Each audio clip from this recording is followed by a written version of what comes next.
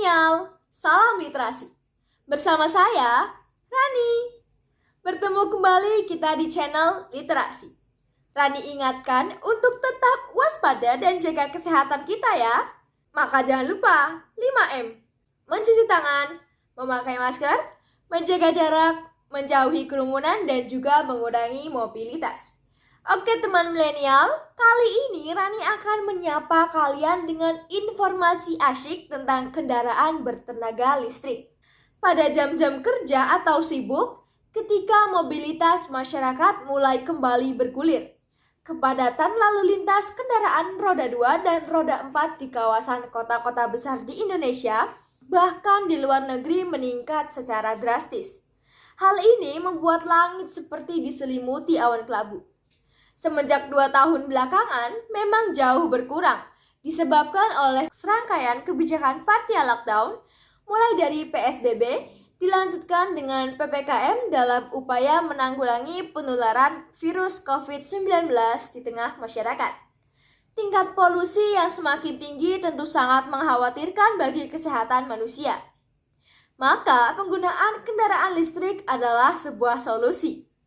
Untuk itu, pemerintah mengeluarkan Perpres 55 tahun 2019 tentang percepatan program kendaraan bermotor listrik berbasis baterai.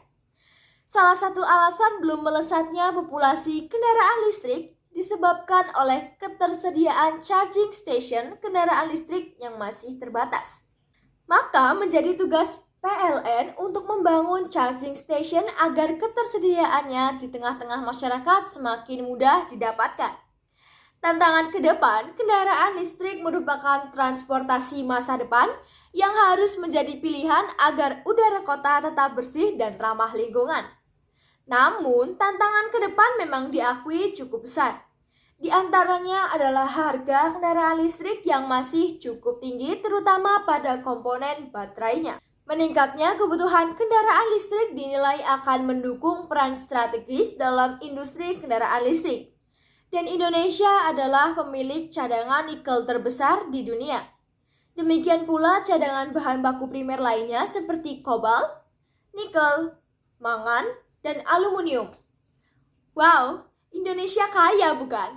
Kita harus siap dan mampu mengolah kekayaan alam ini untuk kepentingan dan kemajuan bangsa. Nah, teman milenial, masalah yang muncul adalah sampah baterai. Jika kendaraan listrik mulai dipopulerkan pada tahun 2020, maka baterai-baterai bekas ditaksir akan mulai bermunculan pada tahun 2023. Sepeda motor listrik merek Gesits misalnya, hanya menjamin garansi baterai selama 3 tahun, NIO selama 2 tahun, sedangkan VR selama 1 tahun. Sementara umur baterai mobil listrik diklaim lebih panjang. Mobil Tesla bisa mencapai 8 tahun dan mobil Hyundai 8 tahun. Oleh karena itu, baterai bekas mobil diprediksi akan mulai bermunculan pada tahun 2028. Salah satu penyumbang limbah yang cukup mengkhawatirkan berasal dari baterai bekas yang merupakan bagian dari limbah B3, bahan beracun berbahaya. Limbah baterai memiliki karakteristik yang berbeda dibandingkan dengan limbah sampah rumah tangga pada umumnya. Karena komponen di dalam baterai mengandung merkuri, nikel, timbal, kadmium, dan litium yang tergolong sebagai logam berat. Yang apabila tidak ditangani secara benar, beberapa bahan kimia berbahaya tersebut dapat terlepas ke lingkungan dan mengakibatkan dampak negatif bagi lingkungan. Tanpa regulasi yang ketat terkait pengelolaan baterai bekas dari kendaraan listrik, Indonesia terancam menghadapi tumpukan sampah bahan berbahaya di tempat pembuangan sampah. Baterai litium memiliki dampak langsung bagi lingkungan apabila dibuang secara tidak bertanggung jawab. Baterai jenis ini mengandung berbagai kandungan logam seperti kobalt, tembaga, nikel, dan timbal yang beresiko mencemari lingkungan sekitar tempat pembuangan. Baterai jenis ini rawan terbakar dan meledak sehingga berpotensi menimbulkan masalah jika dibuang ke tempat pembuangan sampah. Kita bisa belajar loh dari negara SIS. Guna meredam dampak dari sampah baterai, negara Swiss telah mendaur ulang 68% dari total 120 juta produk baterai litium yang dibeli setiap tahunnya. Negara Swiss mengatur kebijakan bagi konsumen untuk mengembalikan baterai ke produsen, penjual, atau fasilitas pengumpul baterai yang disediakan. Khusus baterai otomotif dimungkinkan untuk dikembalikan ke perusahaan yang bergerak khusus di bidang pengumpulan baterai. Dikeluarkan juga aturan kewajiban bagi penjual baterai untuk menerima baterai yang dikembalikan oleh konsumen. Pemerintah Swiss menerapkan sejenis cukai yang dibayarkan bersamaan dengan pembelian baterai.